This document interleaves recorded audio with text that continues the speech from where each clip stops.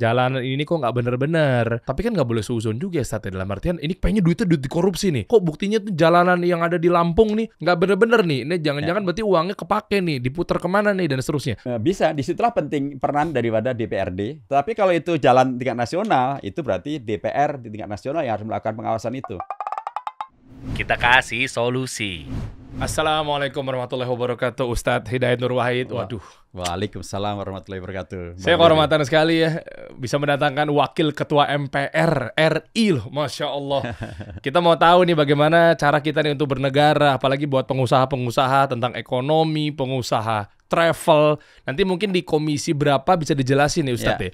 Nah, dalam artian bahwa bagaimana kita bernegara sehingga kita bisa membantu perekonomian negara kita ini, terutama bagi pengusaha atau mungkin yang lainnya umum lah, berkarir apa segala macamnya. Kita bahas. Di 2004 kan antum di Ketua MPR. Sekarang wakilnya. Wah, Masya Allah. Mungkin bisa dijelaskan dulu nih, Ustadz, khair, insya Allah ya. Khair, alhamdulillah. Alhamdulillah, ya Allah.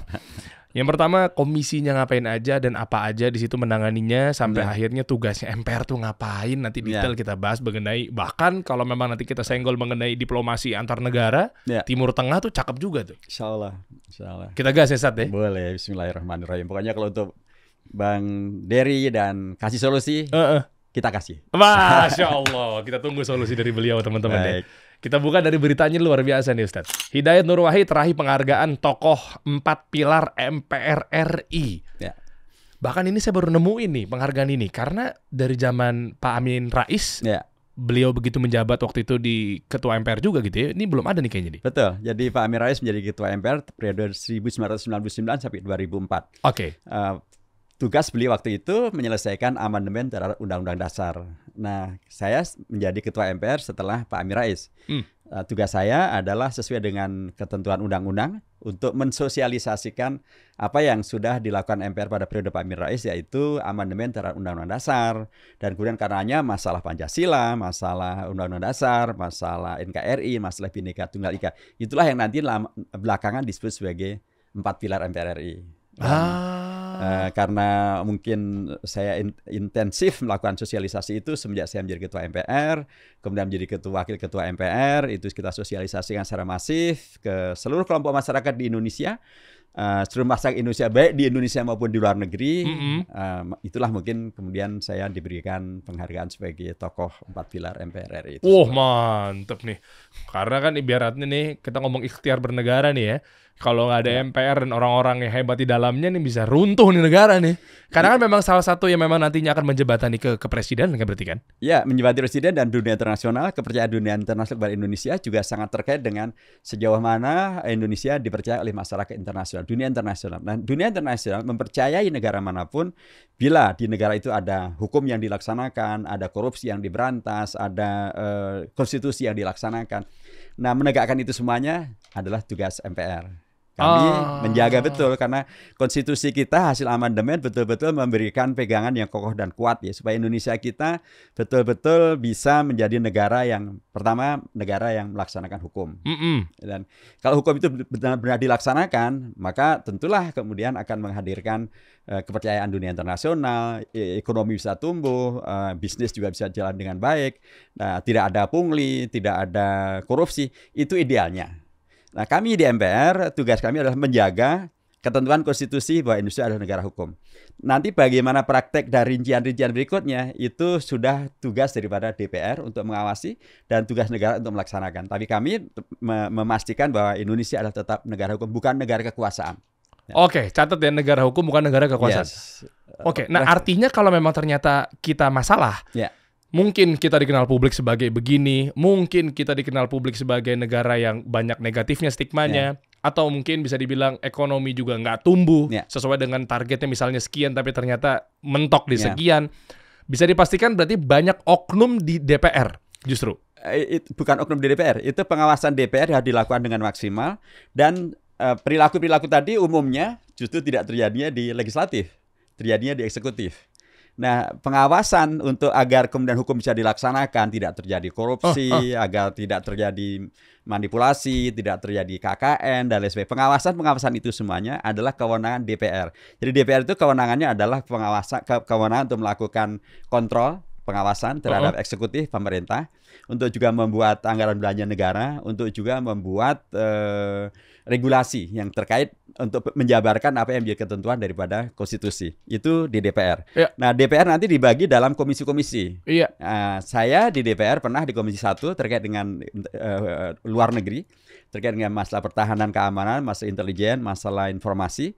Tapi saya lebih banyak di Komisi 8, itu terkait dengan masalah sosial, masalah keagamaan, zakat, wakaf, terkait dengan masalah BNPB, Badan Nasional Penanggulangan Bencana, terkait juga dengan masalah kesejahteraan ibu dan anak. Nah, ini semuanya di Komisi 8. Nah, karenanya segala yang terkait dengan regulasi yang terhubung dengan masalah luar negeri, terhubung dengan masalah sosial, keagamaan dan sebagainya, itu tugas Komisi 8, tugas DPR, Komisi 1 maupun Komisi 8 untuk mengawasi. Kami di MPR menjaga agar ketentuan konstitusi tetap terlaksana. Misalnya kemarin kan sempat ramai itu, Bang Dery. Iya. Ada yang menghendaki agar presiden diperpanjang sampai 3 periode. Tahu. Kami, saya dan kawan-kawan pimpinan MPR tegas mengatakan kita harus menegakkan aturan konstitusi. Di konstitusi kita di pasal 6A itu menegaskan bahwa presiden dan wakil presiden itu diajukan oleh partai politik atau gabungan partai politik hanya untuk masa jabatan, pasal 7-nya masa jabatan hanya 2 periode saja. Oke. Tidak boleh ditambah.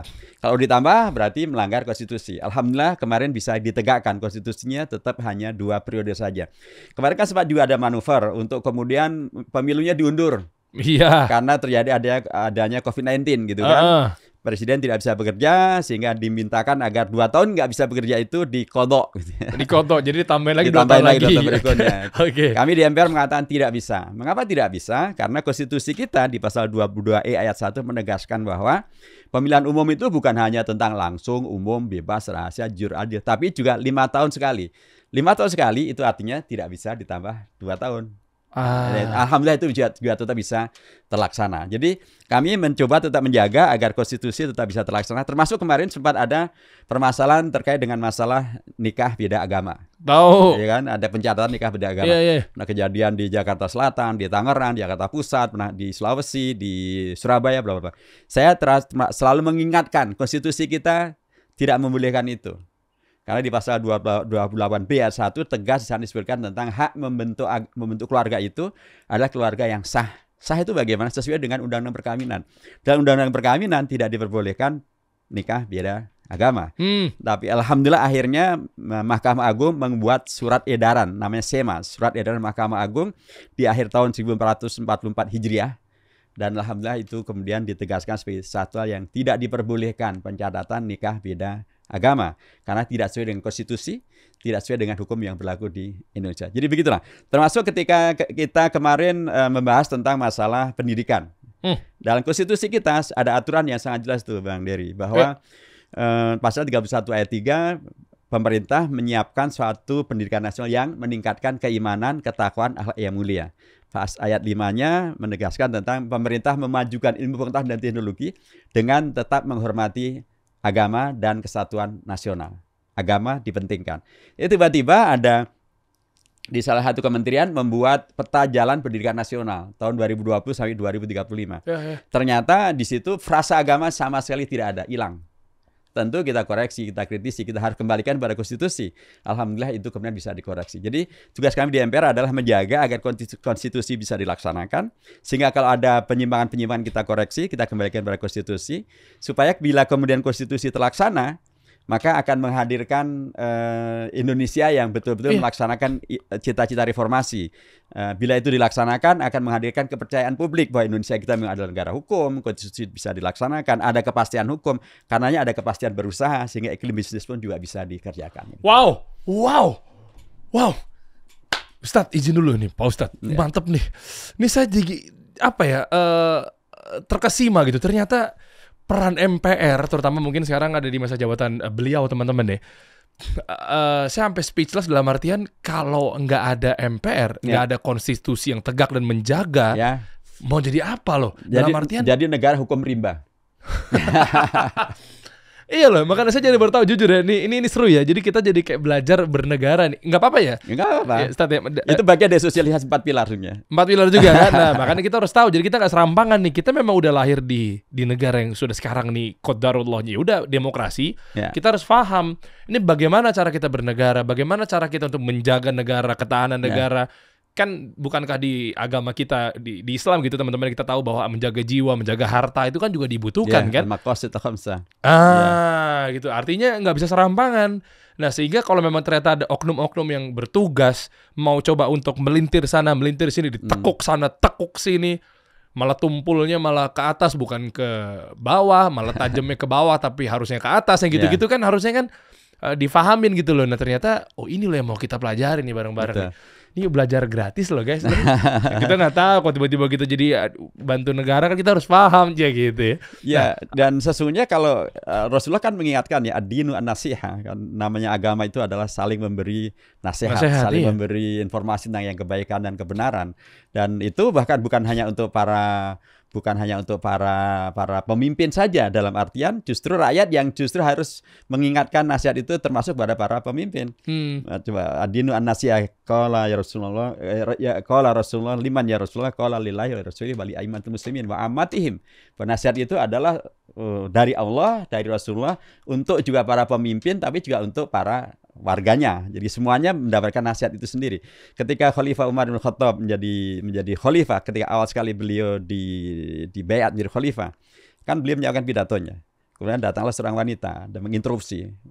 Dan beliau, si wanita ini mempertanyakan, mengapa Anda mempermasalahkan tentang mahar? Itu kan hak kami kaum perempuan yang diperbolehkan dalam Al-Quran. Dan hampir saja para sahabat yang ada di situ melarang wanita ini untuk melanjutkan pembicaraannya, karena bagaimana mungkin ada seorang khalifah sedang bicara kemudian ada interupsi perempuan lagi. Tapi apa yang terjadi? Khalifah Umar mengatakan, da'uha fa innahu la khaira fikum illam taquluha wa la khaira fina illam nasmaha. Biarkan wanita ini bicara. Enggak ada kebaikannya bagi rakyat kalau mereka tidak berani menyampaikan nasihat tentang kebenaran seperti yang dia sampaikan tadi. Dan tidak ada kebaikan bagi pemimpin Umaro kalau tidak mau mendengar nasihat kritik daripada rakyat. Khalifah Umar bin Khattab Al-Faruq memberikan keteladanan yang luar biasa. Semoga Allah meridhoinya ya. Amin. Masya Allah ya. Ya memang ini yang justru di episode kali ini juga saya harus belajar bagaimana cara menyikapi kami sebagai warga negara terhadap Umaro. Saat ini berarti kan Umaro yang dimaksud adalah terkait dengan konstitusi berarti antum ya.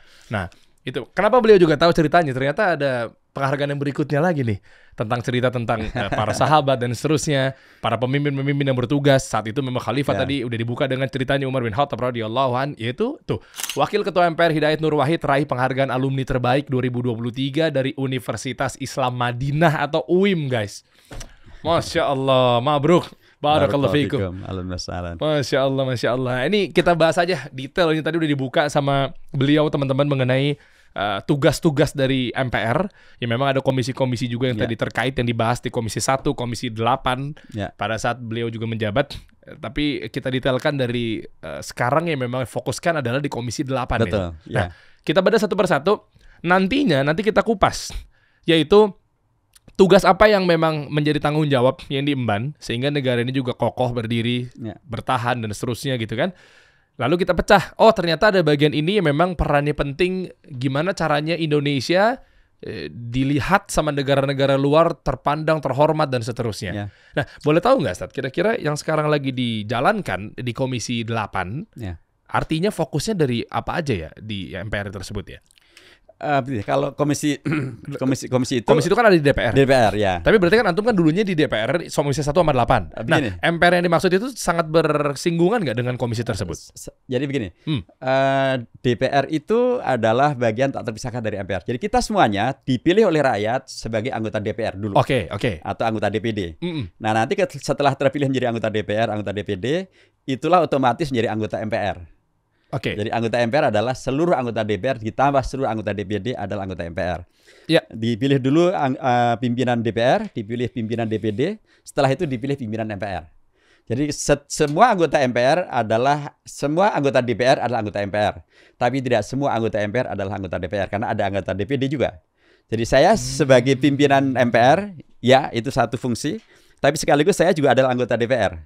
Di MPR saya pimpinan, tapi di DPR saya anggota. Nah, ini detail-detail kayak gini kita harus belajar nih. Kita taunya kulit-kulitnya aja kan.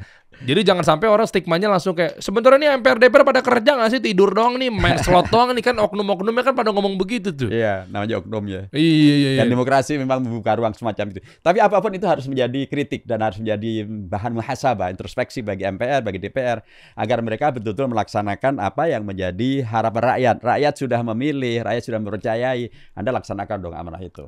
Oh, Masya Allah. Berarti kesimpulannya kalau ternyata yang hasil dipilihnya menjadi ketua DPR atau mungkin ketua MPR dan seterusnya, jika oknum, ini kita ngomong general ya, kalau ternyata dia adalah dalam tanda kutip ya, nggak sesuai atau mungkin maunya sendiri serampangan, Ya. susah juga ya, Ustaz ya. Tapi- Afwan, ini secara general dulu Iya, oke. Tapi saya sebagai orang yang tumbuh di pesantren dan belajar di Madinah, bla bla bla bla, di sana ada kaidah loh. Kalau kita belajar ilmu siasah syar'iyah, politik Islam, politik syariah gitu, ada kaidah. Kama takunu yuwalla alaikum. Siapa Anda, itulah yang akan Anda pilih sebagai pimpinan Anda. Nah, kalau Anda asal-asalan, ya akan Anda pilih calon pimpinan yang asal-asalan. Karena pemimpin adalah cerminan rakyatnya kan. Pemimpin adalah cerminan rakyatnya. Disitulah pentingnya rakyat teredukasi, rakyat kemudian juga mempergunakan kedaulatan. Ini kami di MPR mengingatkan pemilik kedaulatan tertinggi di Indonesia, rakyat loh. Bukan presiden, bukan MPR, bukan DPR, bukan DPRD, bukan menteri, bukan gubernur. Pemilik kedaulatan tertinggi adalah rakyat. Rakyatlah yang bisa menjadikan seseorang sebagai presiden atau bukan presiden. Rakyat yang bisa memilih anggota DPR-nya terpilih atau tidak terpilih. Rakyat juga yang kemudian bisa mengkoreksi keputusan negara. Pemerintah dan DPR bilang buat undang-undang, tapi rakyat menilai bahwa ini undang-undang merugikan kepentingan rakyat, tidak sesuai konstitusi. Rakyat boleh mengadu ke MK.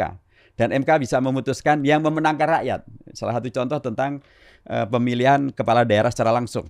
Ya. Dulu pemilihan kepala daerah secara langsung itu harus juga mendapatkan dukungan dari partai politik. Nah, kejadianlah seorang dari Lombok Tengah, beliau ingin maju sebagai calon bupati, tapi ternyata tidak mendapatkan dukungan dari partai politik. Nah, dia kemudian membaca konstitusi, ternyata dalam konstitusi dibedakan tuh syarat menjadi calon presiden dengan syarat menjadi calon bupati dan wali kota maupun gubernur. Yaitu?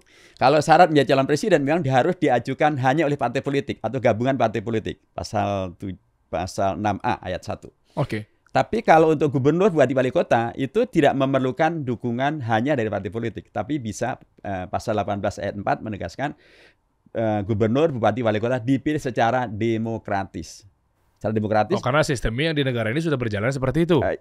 Bukan hanya itu saja. Secara demokratis artinya adalah melalui partai politik juga demokratis. Tapi bukan melalui partai politik juga demokratis. Melalui DPRD demokratis. Tanpa melalui partai politik diajukan juga demokratis. Itu dia sendirian datang ke Jakarta mengadu ke MK, mengalahkan pemerintah dan DPR sekaligus. Undang-undang yang telah dibuat itu kemudian dikoreksi.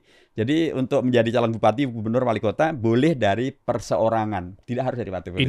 Independen, perseorangan. Jadi itu satu gambaran betapa rakyat itu oleh konstitusi kita sesungguhnya diberi posisi yang luar biasa. Anda pemilik kedaulatan tertinggi. Pasal 1 ayat 2 Undang-Undang Dasar menegaskan bahwa kedaulatan ada di tangan rakyat dan dilaksanakan sesuai dengan ketentuan Undang-Undang Dasar. Jadi dengan demikian maka saya ingin mengatakan bahwa di negeri kita yang demokratis ini rakyat sesungguhnya amat sangat turun. Karenanya jangan asal-asalan milih pemimpin, karena Anda sesungguhnya yang paling berdaulat. Nah, Anda karenanya punya memori. Dulu milihnya bagaimana, terus apa jadinya? Kalau yang dulu Anda pilih ternyata mengecewakan Anda, ya sekarang hadirkanlah punishment itu. Jangan maaf ya, jangan lalai dan jangan bodoh lagi. Iya. Harus pinter berarti. Apalagi kalau yang suka ke masjid dengar ceramah para ustadz. Kan para ustadz selalu mengingatkan, la yuldagul mu'minu fi hujrin wahidin marratayn. Seorang mukmin itu tidak mungkin terperosok di lubang yang sama sampai 2 kali. Ini sudah berapa kali terperosok? Masa mau nambah lagi gitu kan? Itu artinya sekali lagi konstitusi kita sebenarnya memberikan luar biasa potensi agar rakyat ini berdaulat, dan dengan kedaulatannya itu bisa menghadirkan punishment bagi yang bermasalah dan reward bagi yang sudah bagus, memilih yang baik dan kemudian tidak milih yang ternyata mengecewakan, supaya kemudian Indonesia kita ke depan bisa semakin dipercaya oleh masyarakat internasional, bisa menghadirkan cita-cita reformasi, cita-cita proklamasi, menghadirkan masyarakat yang adil, makmur, sejahtera, masyarakat yang tercerahkan, masyarakat yang cerdas, masyarakat yang terlibat di dalam diplomasi internasional, menghadirkan perdamaian dunia, termasuk dipercaya masyarakat internasional, menghadirkan iklim usaha yang juga lebih kondusif lagi. Oke. Nah, sebelum kita kupas mengenai detailnya tadi di Komisi 8 atau mungkin detailnya nanti ngapain aja ya, terus apa yang kira-kira disupport atau pengusaha atau mungkin kawan-kawan semua lah secara umum, kontribusi apa yang harus dilakukan sehingga kita bisa membantu Indonesia ini jadi lebih dikenal publik, dikenal negara lain, apa segala macamnya, lebih dipandang, terhormat, maju, mencapai tahun 2045 yang katanya digadang-gadang kita harus tembusin tuh target tuh Indonesia emas, itu jadi berjalan dengan lancar gitu ya. Nah, sebelum kita bahas detail di situ, Ustaz, mungkin saya pengen detailnya gini. Sebelumnya adalah yang mau saya tanyakan terkait dalam hal cerminan atau mungkin bentuk bahwa ternyata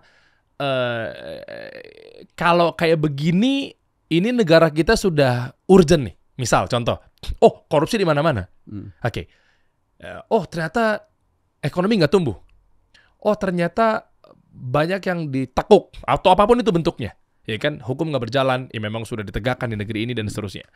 Itu acuannya apa ya? Karena kan subjektif banget. Menurut dia mungkin ini aman-aman aja, tapi menurut si B parah nih. Nah, kita sebagai negara kan warga negara tentunya gitu kan harus tahu nih menjaga negara ini biar tetap stabil apa segala macamnya gitu kan. Apa tolak ukurnya? Karena belum tentu menurut si A baik, si B buruk dan seterusnya itu sama gitu loh. Nah, ketahuan bahwa ini sudah bobrok dan tadi bilang bahwa ya namanya pemimpin cerminan rakyatnya. Terus kita harus ngapain gitu loh? Ya.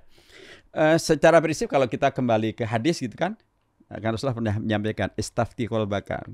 Tanyalah hati nurani Anda. Sekalipun orang mengatakan apapun, kalau hati nurani Anda bersih dan jernih, insya Allah akan menjadi tempat untuk bertanya dan bercermin. Masa kayak gini nggak bisa bedain sih, gitu kan? Oke. Itu satu. Nomor dua, dari sisi material, karena kita apapun hidup di dunia sosial, di dunia materi, di dunia real, konkret begitu ya. Salah satu tolak ukurnya ya konstitusi itu. Ya misalnya orang mengatakan nggak ada korupsi, gimana nggak ada korupsi? Kalau kemudian ternyata hukum tidak tegak dan hukum ternyata tadi tumpul ke bawah tajam, tumpul ke atas tajam ke bawah gitu. Bagaimana kemudian dikatakan korupsi atau Indonesia fair-fair saja? Tapi tahunya kan dari mana? Kan bisa jadi mungkin orang-orang kan yang bilang bahwa oke ini fine-fine aja, tapi ternyata ada korupsi. Rakyat yang menengah ke bawah, yang di bawah itu tahu dari mana kalau ini ada praktek korupsi? Ya, memang problem kita adalah sebagian besar warga kita masih berada di posisi menengah ke bawah. Tapi itu bukan berarti kemudian membuat kondisi bisa dikaburkan. Karena yang di atas yang kemudian terus bisa menyuarakan juga tetap banyak sesungguhnya.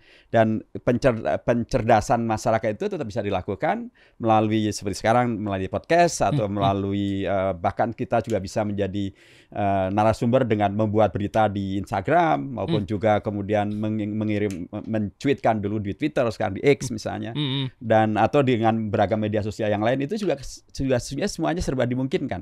Jadi kembali kepada bagaimana kita memahami bahwa ada tanggung jawab kita sebagai rakyat karena kita diberi oleh konstitusi kedaulatan yang demikian tinggi. Dan kita yang oleh Allah diberikan akal sehat, kita diberikan juga kecerdasan tentu, dan kecintaan kepada bangsa dan negara ini tentu kita tidak akan kemudian tinggal diam membiarkan rakyat kebingungan, tidak dapat informasi yang sebenarnya. Inilah tanggung jawab sejarah. Sampaikanlah kebenaran itu dengan cara yang benar. Sampaikanlah kebenaran itu supaya kemudian bisa mencerahkan masyarakat. Kalau itu adalah dakwah, maka itu adalah sesuatu yang nilainya sangat dipentingkan. Li'ayyah dia bikaumullahu rajulan wahidan khairun laka min humrin na'am. Bila, kata Rasulullah kepada Imam Ali, bila kemudian melalui cara Anda, hidayah Allah tersampaikan pada satu orang saja, maka itu di mata Allah nilainya luar biasa, sangat mahal, sangat tinggi, bahkan lebih mahal ketimbang unta termahal sekalipun. Jadi maksud saya adalah hidayah itu, pencerahan itu termasuk bila tadi orang yang tadinya asal-asalan menjadi milihnya dengan baik dan benar. Orang yang tadinya mengira Indonesia baik-baik saja, kemudian menyadari bahwa ternyata Indonesia memang baik, tapi potensi baik ini sekarang dirusak dengan adanya korupsi, dengan adanya pelanggaran hukum dan lain sebagainya. Kemudian kita menjadi bagian dari yang mencerahkan dan tidak ikut-ikutan melakukan kejahatan, tapi sebaliknya menyelamatkan warga untuk tidak tidak terlibat dalam kejahatan tersebut. Oh, oke. Apakah bisa mengukur dari misalnya orang-orang yang rakyat bawah itu kelihatan bahwa kenapa sesimpel ya jalan ini kok nggak bener-bener. Tapi kan nggak boleh suuzon juga ya Stat, ya. Dalam artian ini kayaknya duitnya duit dikorupsi nih. Kok buktinya tuh jalanan yang ada di Lampung nih, jalanan yang ada di daerah Jawa ini nih nggak bener-bener nih. Ini jangan-jangan berarti uangnya kepake nih, diputar kemana nih dan seterusnya. Itu bisa menjadi tolak ukur nggak sih bahwa ternyata ini adalah praktek korupsi? Bisa, disitulah penting peran daripada DPRD dalam konteks lokal, provinsi maupun kabupaten kota, karena mereka harus juga lakukan pengawasan. Tapi kalau itu jalan tingkat nasional, itu berarti DPR di tingkat nasional yang harus melakukan pengawasan itu. Nah itu ada di komisi, di komisi 5 yang kemudian melakukan pengawasan terkait dengan masalah transportasi dan terkait dengan masalah jalan infrastruktur. Nah ini juga kalau kemudian ternyata pengawasan tidak terjadi, pertanyaannya adalah, jadi mereka kemarin kenapa bisa jadi anggota DPR?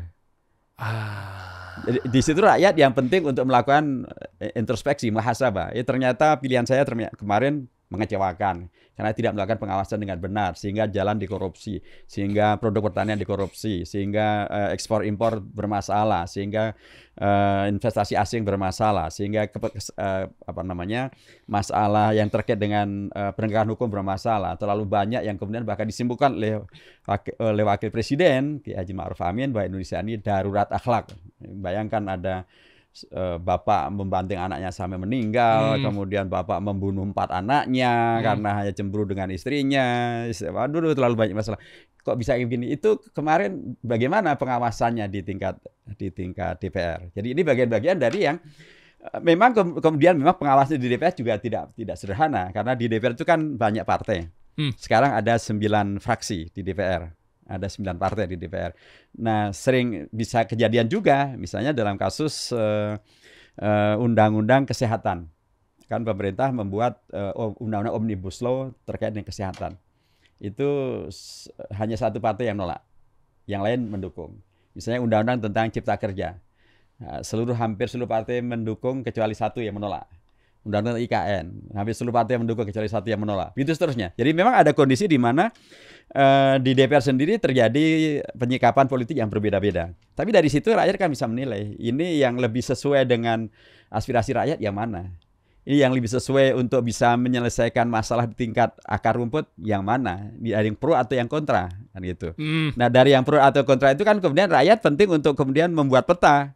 Yang pro ini kenapa sih selalu pro dengan apa yang diusulkan? Berarti ada sesuatu kali ada ini. sesuatu. Jadi apakah ini masih layak untuk jadi wakil lagi, gitu kan? Nah, disitulah kedaulatan rakyat itu harusnya hadir. Supaya dengan cara itu maka rakyat bisa memutus lingkaran setan bermasalah ini.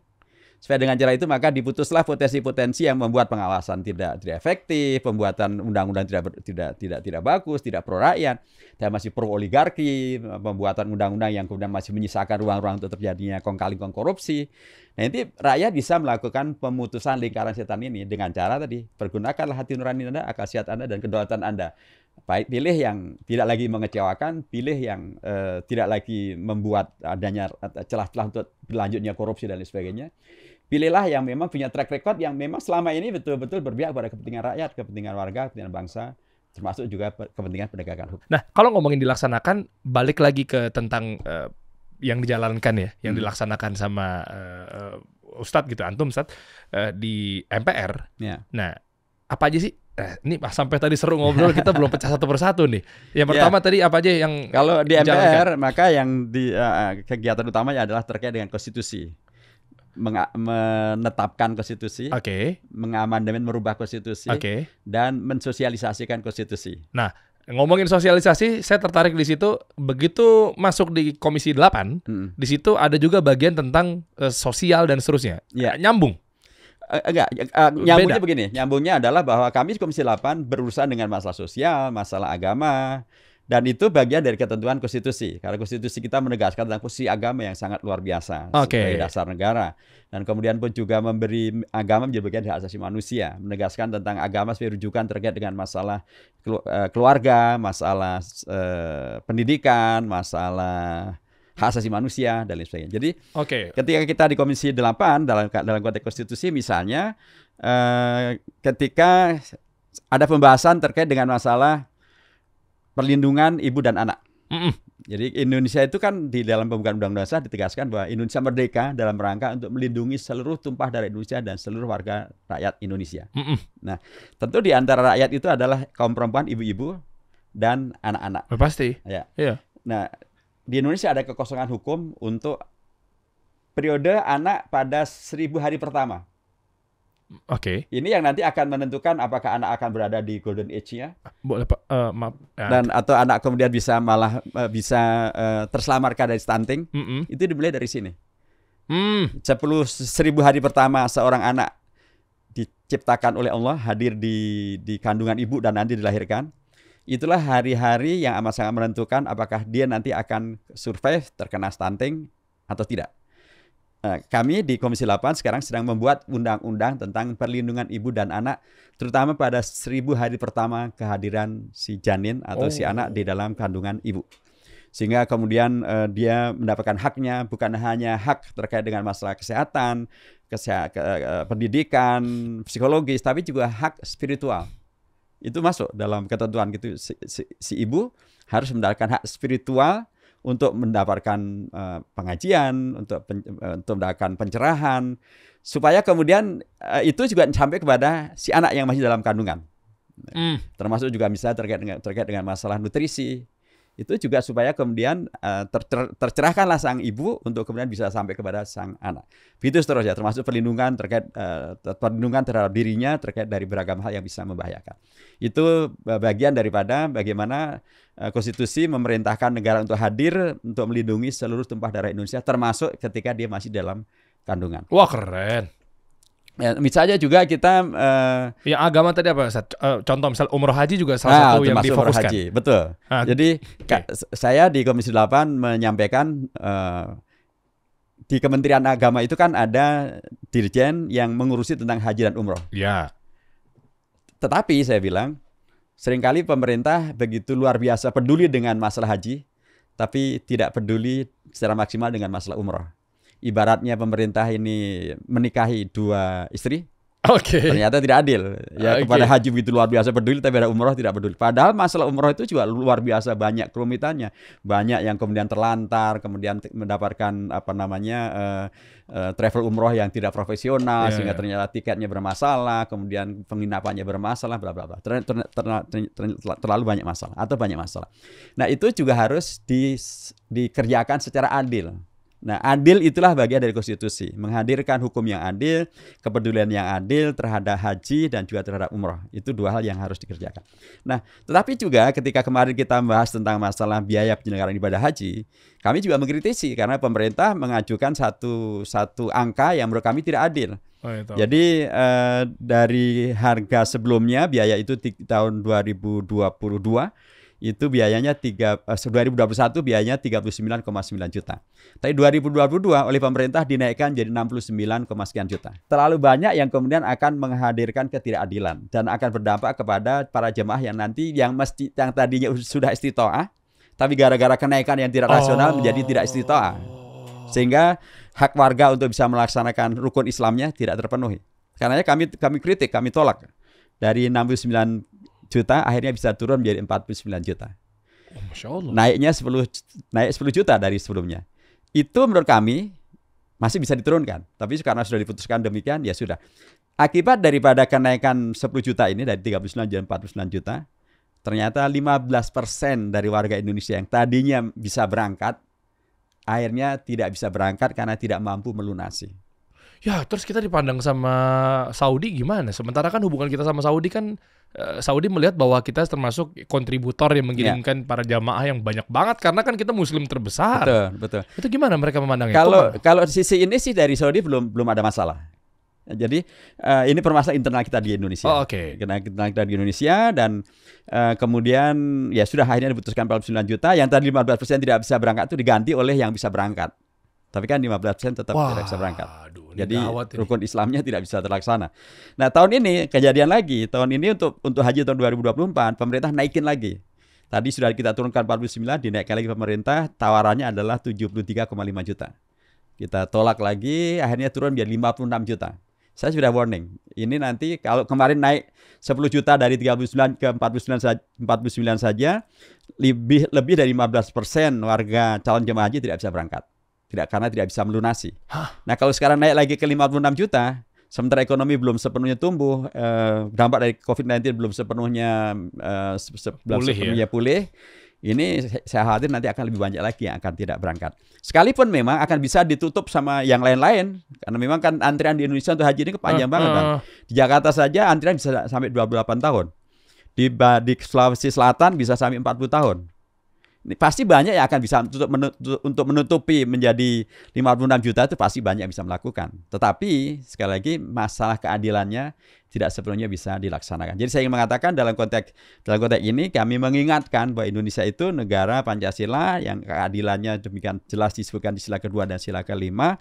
Maka hendaknya ya memang kita tidak boleh membebani negara dengan sesuatu yang di luar daripada kewajiban negara. Kita juga tetap harus memastikan bahwa dana abadi haji tetaplah bisa terselamatkan.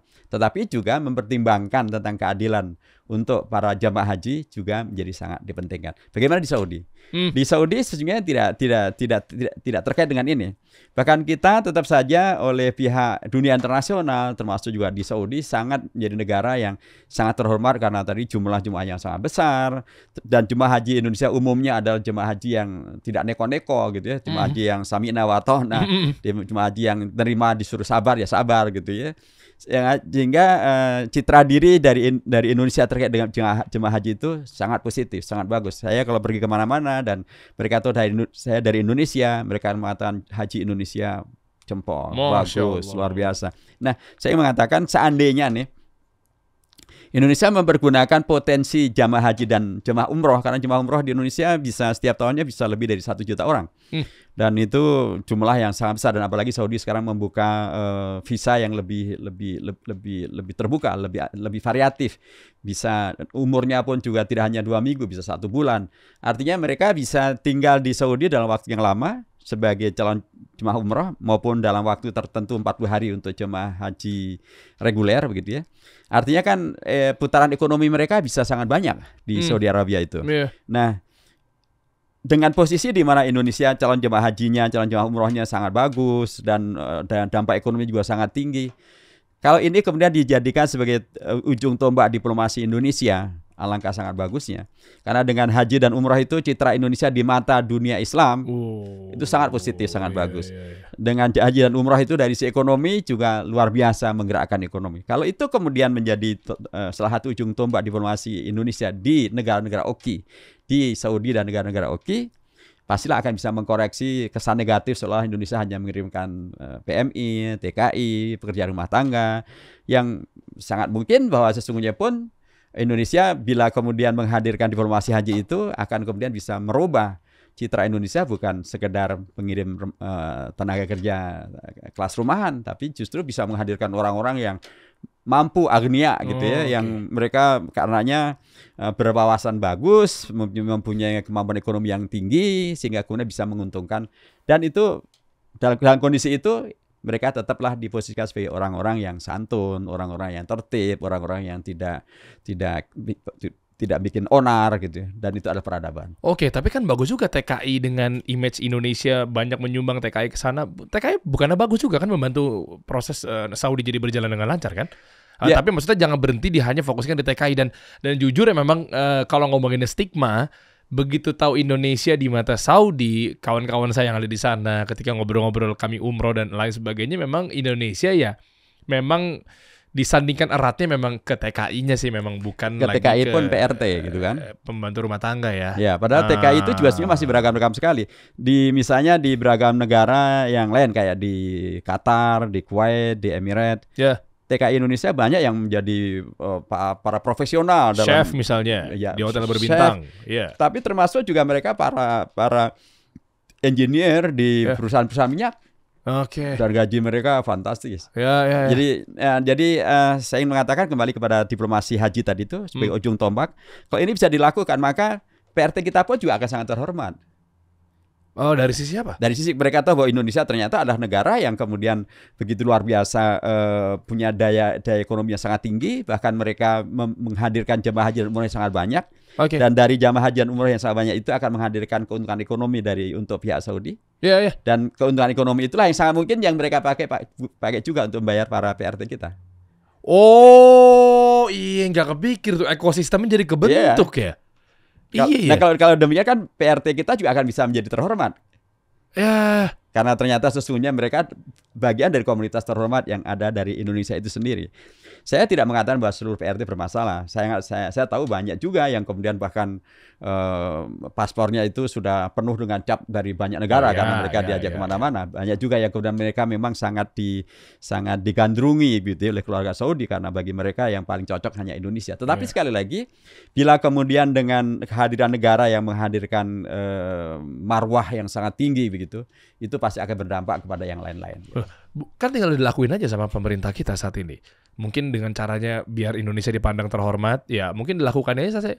Mungkin dimudahin aja semuanya, dikontribusikan aja rakyat-rakyat jamaah-jamaah yang memang mau berangkat umroh haji. Memang saat ini kendalanya di mana, Pak? Kalau umroh dan haji hampir nggak ada kendala. Oke. Kalau haji kendalanya mungkin adalah hanya terkait dengan kuota. Karena kalau kuota itu memang kalau tanpa kuota ya nanti akan orang malah stuck, nggak bisa melaksanakan ibadah haji dengan maksimal karena terlalu banyaknya jemaah.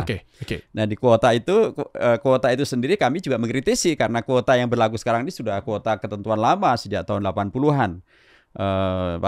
Pada waktu diputuskan di Istanbul tentang kuota haji yang 1.000 itu. Padahal ya sekarang jemaah haji umat Islam jumlahnya semakin banyak. Kemampuan ekonomi mereka sudah semakin bagus, tapi juga Mekah maupun Mina maupun Arafah sendiri sudah diperluas kan, tempat tawaf sudah diperluas, tempat sa'i juga diperluas, Masjidil Haram semakin mampu untuk memberikan sekian banyak cara untuk bisa tawaf maupun sa'i dengan cara yang lebih nyaman lagi. Mina juga sudah diperluas. Nah jadi mestinya dipertimbangkan ulang itu 1.000 itu 1.000 jamaah 1.000 masyarakat. Maka kuotanya ada 1. Pastinya itu dipertimbangkan karena realitanya jumlah umat Islam semakin banyak, yang mampu juga semakin banyak, ke Saudi semakin mudah, Saudi sendiri sudah membuka semakin banyak lagi. Nah kalau itu kemudian bisa dibuka, perkiraan saya masalah kuota mestinya akan bisa didekati dengan cara yang terbaik. Kami juga kemarin mengusulkan begini, orang Indonesia ini juga bukan hanya ada di Indonesia, orang Indonesia sekarang sudah menjadi diaspora, ada di mana-mana. Dan banyak di antara mereka juga adalah Muslim juga, dan mereka banyak yang sukses dan karena mereka mau haji. Nah kalau mereka diaspora Indonesia mau haji dari mana? Ke Indonesia kuotanya sudah sudah antrinya sekian panjang. Berapa sekarang Pak kuotanya saat ini? Jatahnya bisa nggak untuk dinaikin lagi? Itu bagian dari peran siapa? Itu peran negara. Boleh dong. Kenapa nggak diminta bantu? Kan kita banyak banget berkontribusi nih. Kuota-kuota kan di Indonesia juga banyak banget dan bahkan itu bisa dibilang terbesar lah di dunia gitu ya. Betul. Berarti artinya kan Saudi juga diuntungkan kan. Betul. Nah kenapa nggak pemerintah kita untuk misalnya bisa nggak bikin aturan baru untuk ditambah lagi deh kuotanya, kan akan mudah juga ntar Saudi untuk ningkatin ekonominya. Ya, kami di Komisi 8 selalu menuntut agar ada penambahan kuota. Nah terus? Tapi permasalahannya adalah pemerintah sendiri berapa kali mengupayakan, tapi kemarin ada janji untuk dinaikkan 20.000. Tapi sering kemudian dari pihak Indonesia merasa bahwa kenaikan itu harus juga dibarengi dengan kemampuan Indonesia untuk mempersiapkan pemberangkatan jemaah. Ini agak rumit. Jadi misalnya nih, untuk bisa menambahkan kuota dan karenanya penambahan jumlah jemaah yang akan terbang, maka di setiap embarkasi penerbangan itu berarti harus ditambah fasilitasnya. Oh misalnya dari 17.000 ke 20.000 misalnya. Ya, itu berarti satu hari akan ada penambahan berapa kali penerbangan. Itu berarti nanti jemaah haji kan nggak langsung dari rumah langsung ke airport. Kalau kita misalnya bepergian sebagai individu kan kita dari rumah ke airport langsung selesai. Ini kan jumlah besar. Mereka dari rumah nggak langsung ke airport. Mereka dari rumah diasramakan dulu. Dari asrama kemudian dibawa ke airport. Dan ternyata asrama haji di Indonesia itu belum mampu untuk menyerap dan atau untuk menampung tambahan sekian banyak bila sekarang dilakukan. Jadi harus juga ada upaya dari pihak pemerintah untuk meningkatkan kapasitas tempat para jemaah haji diinapkan atau ditampungkan sebelum mereka berangkat. Nanti juga demikian waktu pulangnya. Terkait juga dengan airport, tempat di mana kemudian pesawat haji itu akan take off maupun landing. itu juga perlu ditingkatkan kapasitasnya. Tapi secara prinsip menurut saya, kalau memang pemerintah punya visi untuk menyelesaikan masalah kuota dan membela kepentingan jemaah haji, itu semuanya harusnya bisa dikerjakan, nggak ada sulitnya. Karena airport kalau nanti ditambah kapasitasnya, kan bukan hanya menguntungkan jemaah haji, kan bisa dipakai sepanjang waktu. Demikian juga asrama haji. Asrama haji kan kalau kemudian ditingkatkan kapasitasnya, kan juga tetap bisa dipakai untuk setelah haji. Sekarang ada orientasi asrama-asrama haji dipergunakan untuk tempat-tempat publik, apakah untuk pernikahan, disewakan untuk pernikahan, atau bahkan untuk penginapan, untuk konferensi.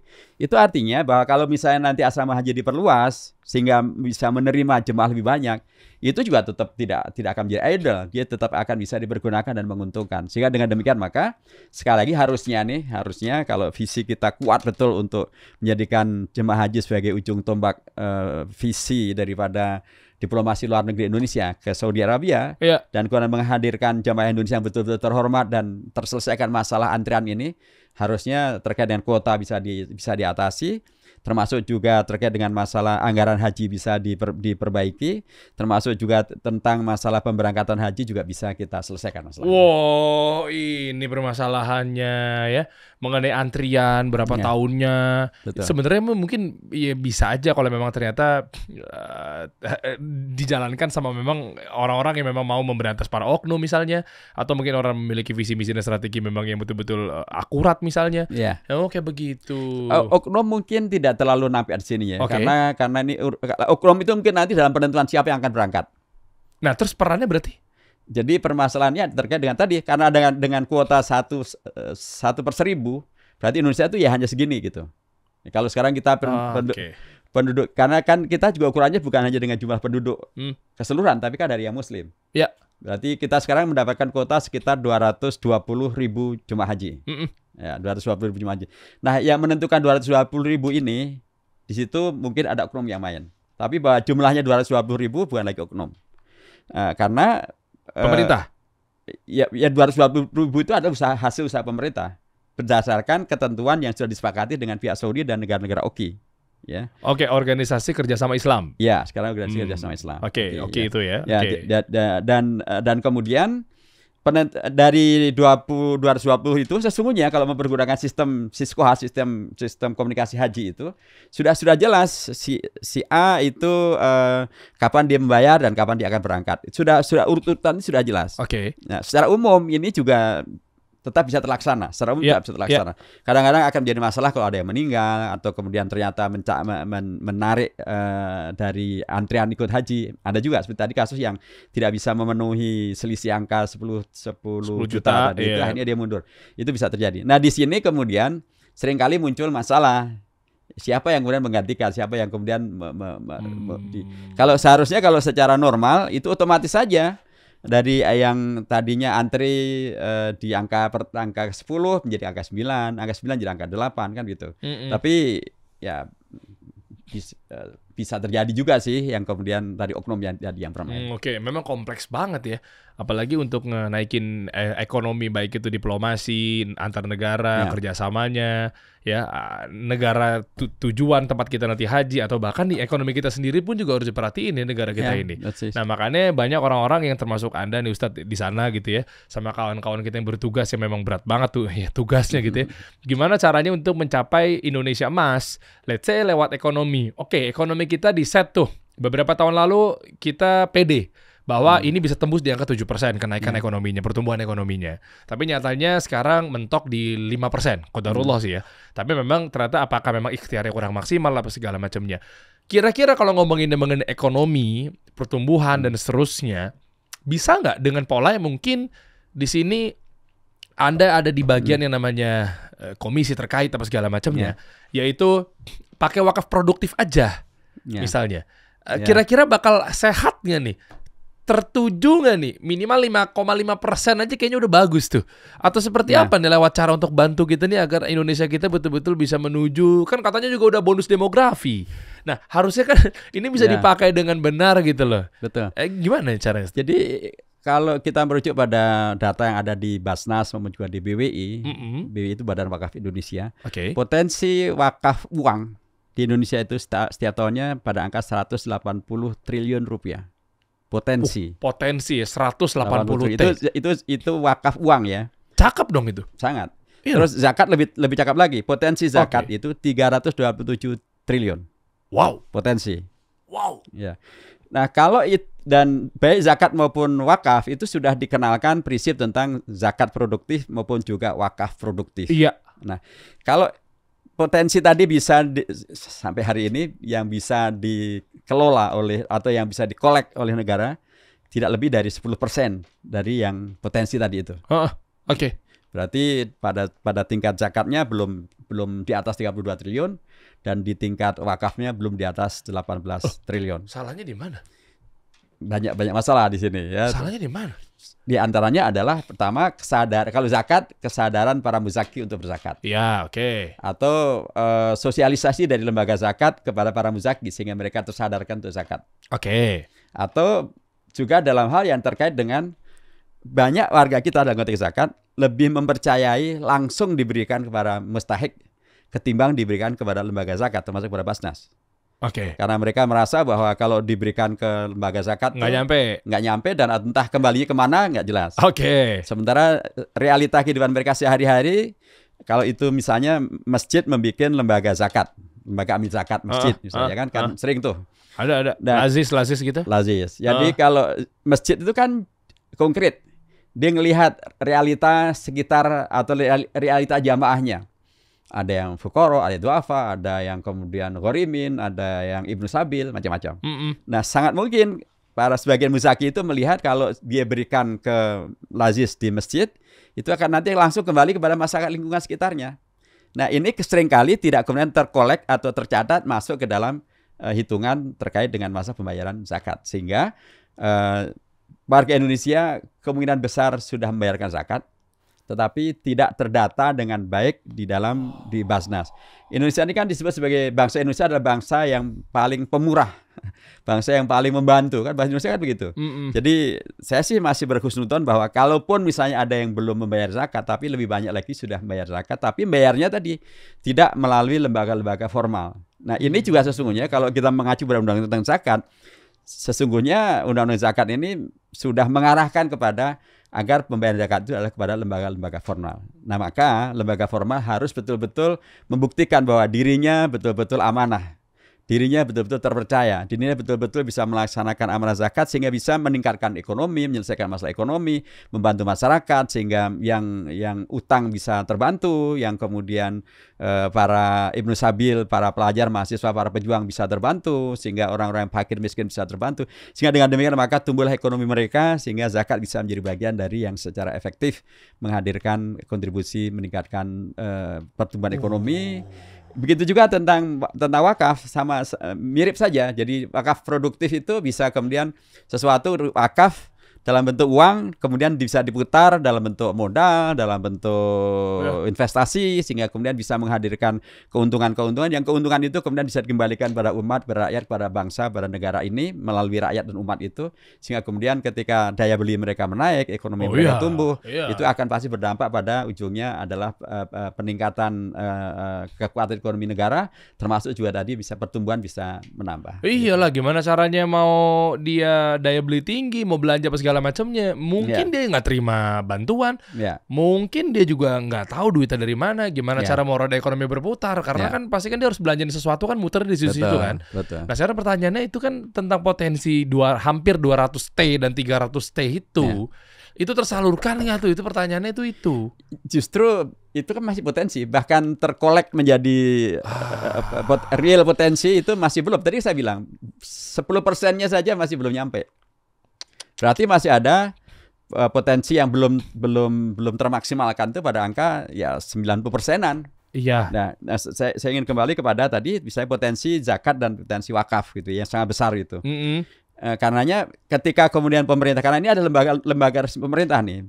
BWI adalah lembaga resmi pemerintah, Basnas lembaga resmi pemerintah, dan keduanya terhubung dengan kami di Komisi 8. Kami di Komisi 8 selalu mengkritisi bagaimana agar BWI dan Basnas betul-betul bisa membuktikan diri dipercaya oleh rakyat. Sehingga dengan dipercaya oleh rakyat, maka rakyat semakin antusias untuk memberikan apakah data, sumber daya zakat maupun sumber daya wakaf kepada BWI maupun Basnas. Bila demikian maka potensi untuk kemudian tadi yang akan diambil kemarin baru 10%, mudah-mudahan nanti bisa naik menjadi 15%, biar 20%. Itu akan sangat paralel dengan sejauh mana BWI dan Basnas membuktikan dirinya bisa dipercaya, membuktikan dirinya betul-betul profesional, membuktikan dirinya betul-betul mengkomunikasikan seluruh program kepada masyarakat sehingga masyarakat tahu dan mengenal, sehingga kemudian mereka juga akan berinteraksi dengan positif dengan masyarakat. Pada tingkat ini juga masih memerlukan effort yang kuat dari BWI maupun Basnas untuk membuktikan bahwa diri mereka. Karena kami sering sampaikan sangat penting sesungguhnya bagi Basnas maupun BWI untuk membuat semacam pilot project. Ini loh bukti kerja kami. Satu kampung misalnya tadinya mustahik, sekarang menjadi muzaki. Tadinya mereka para pihak yang berhak di masyarakat. Sekarang dikelola oleh Basnas misalnya sudah berubah dalam waktu 1 tahun 2 tahun menjadi muzaki. Kalau itu bisa dikomunikasikan kan keren tuh. Yeah. Misalnya ada komunitas pedagang, komunitas penjahit misalnya. Di satu kampung penjahit. Tadinya mereka nggak mampu, kemudian oleh Basnas disupport dengan mesin jahit, dengan modal, dengan jaringan pemasaran. Bagian dari zakat produktif. Kemudian misalnya kampung ini tahun kemarin masih mustahik menerima segala macam bantuan zakat itu atau menerima segala macam zakat itu. Tapi tahun depan dengan manajemen yang bagus didampingi oleh Basnas sudah berubah menjadi muzaki. Kan keren. Nah, kalau seperti komunitas petani di satu kawasan petani. Ini petani yang dulu mereka bahkan untuk bibitnya pun masih ngutang, kemudian pupuknya masih ngutang. Pupuk susah juga katanya, Ustaz. Ya, dan itu mungkin mereka dapatkan dengan membeli dengan ngutang gitu. Sekarang semuanya oleh Basnas misalnya dicukupi karena mereka adalah fuqara, masakin dan lain sebagainya, dicukupi karena mereka adalah asnaf thamaniyah itu. Dan kemudian mereka bisa dengan pengawalan dari Basnas, kemudian tahun depan misalnya atau 2 tahun yang akan datang, komunitas sudah berubah dari petani yang tadinya mustahik menjadi petani yang muzaki. Nah, kalau pilot project semacam ini dihadirkan pada petani, ada mungkin UMKM, mungkin juga penjahit, mungkin juga tukang cukur, ya macam-macam. Wah, itu kan keren banget, Pak. Bisa dibuktikan. Ini loh, daerah ini kemarin petaninya mustahik, sekarang sudah muzaki. Daerah ini dulu mereka adalah para pengrajin tempe, tapi mereka semuanya kemarin mereka para mustahik. Sekarang sudah sukses muzaki. Ini adalah para tukang cukur yang dulunya semuanya serba minjem, sekarang mereka sudah menjadi mustahik, sudah menjadi muzaki. Kalau itu dikomunikasikan, termasuk juga dengan wakaf tadi misalnya, ini adalah hasil daripada wakaf produktif. Kami pergunakan untuk kepentingan membantu tadi petani, tukang cukur, UMKM, nelayan, dan sekarang mereka sudah dengan wakaf produktif itu sekarang mereka sudah menjadi pihak yang bahkan bisa berwakaf juga. Udah mandiri juga dia. Mandiri, bahkan bisa wakaf. Kalau itu bisa dikomunikasikan, itu kan akan menghadirkan kepercayaan publik yang luar biasa. Dan kepercayaan publik itu akan tadi dari potensialnya 10% bisa dia 20%, 30%, 90%, kalau bisa 100%, wow, itu akan memberikan daya ungkit ekonomi yang luar biasa bagi negara, dan itu akan bisa juga menumbuhkan pertumbuhan ekonomi yang bagus sehingga pertumbuhan ekonomi Indonesia bisa mendekati kepada angka yang diinginkan 7% atau bahkan lebih dari itu. Itu saya dapat kuncinya teman-teman deh. Ini ngobrol sejam ini berlalu ini cakep banget deh. Berarti kesimpulannya adalah cara naikin untuk daya beli meningkat kan kondisi ekonomi si orang-orang yang rakyat bawah ini juga harus naik. Nah, dengan cara apa? Tadi bagus nih. Beliau mengatakan mengenai lewat Basnas dari sini potensialnya sekian triliun bisa dialokasikan ke sini, dikawal, dipangkas semuanya dan seterusnya orang-orang jahat yang mungkin nanti di tengah jalan kepotong sama para koruptor dan seterusnya. Itu kan kuncinya tuh. Nyampe ke sini akhirnya dia dapat haknya. Nah, sampai di tangan dia dapat haknya, nah barulah pelan-pelan kita tumbuh apa segala macamnya. Berarti kuncinya saat ini jangan-jangan mereka tidak mendapatkan keadilan ya?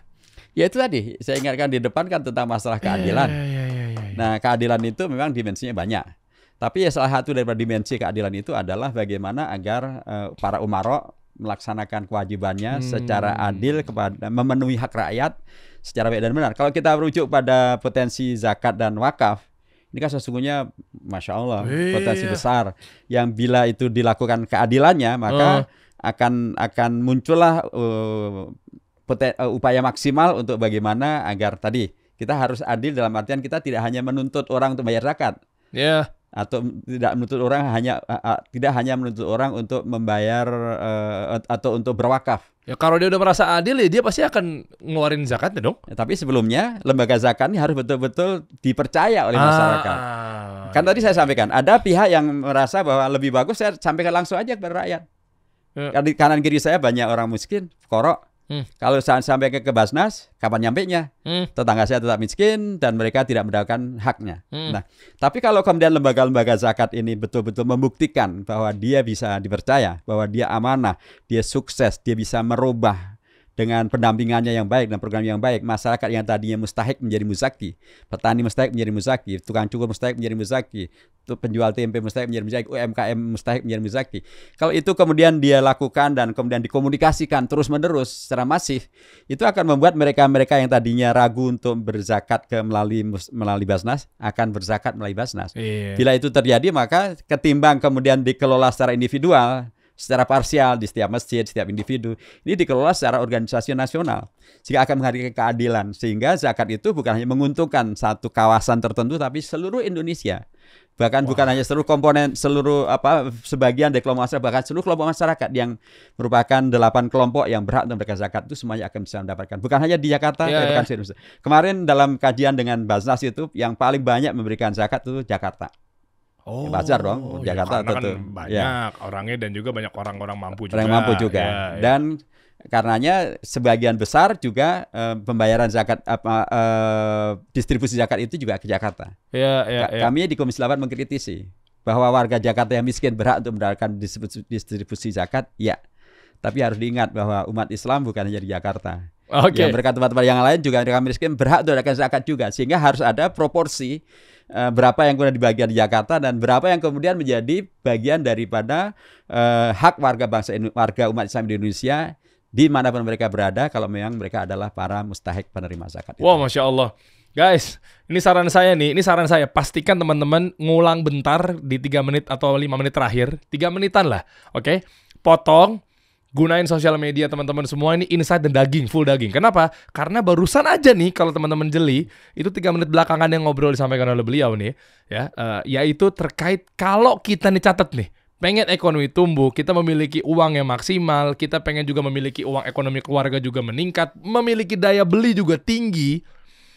Coba deh dipotong, disebarin. Kita bicara tentang DPR malah ya. Oke, ya itu jadi, juga tuh. Karena DPR juga bisa menjadi bagian dari yang mengawasi, mengontrol, mengkoreksi. Seperti tadi misalnya pembayaran haji tadinya 69 juta. Kita oleh DPR bisa kita kritisi sehingga turun menjadi 49 juta.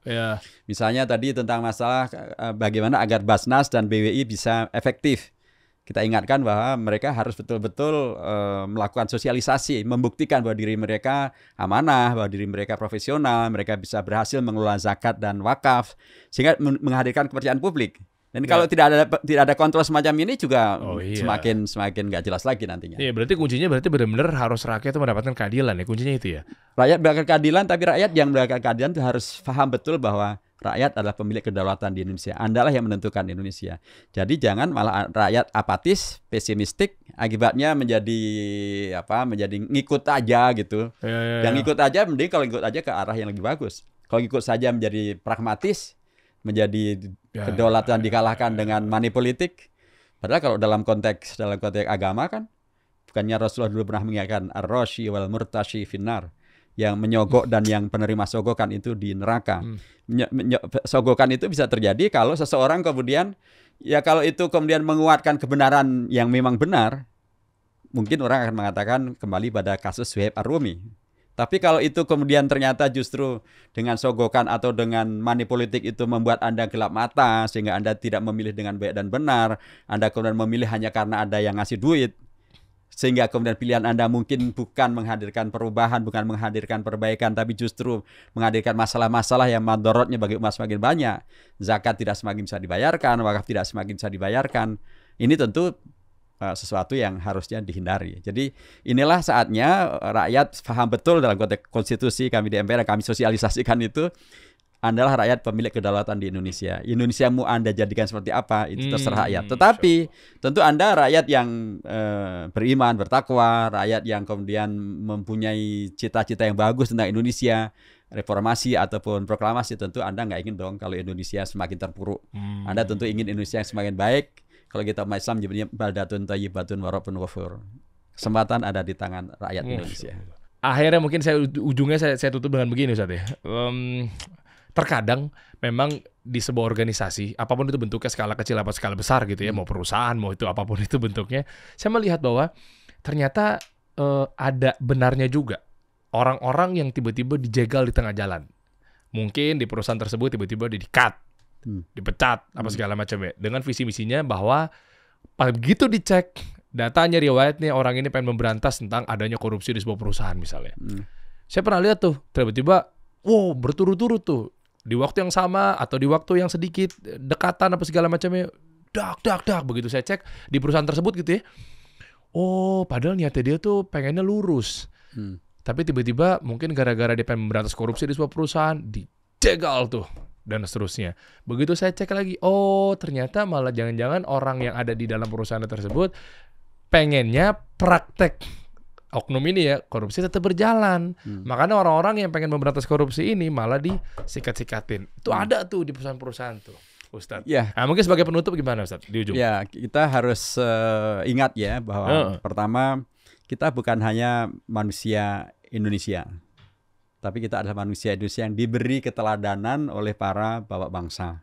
Ada idealisme di sana. Indonesia tidak akan hadir kalau kemudian masalahnya pragmatis, dan apalagi kemudian main sikat terhadap mereka-mereka yang punya idealisme untuk menegakkan kebenaran.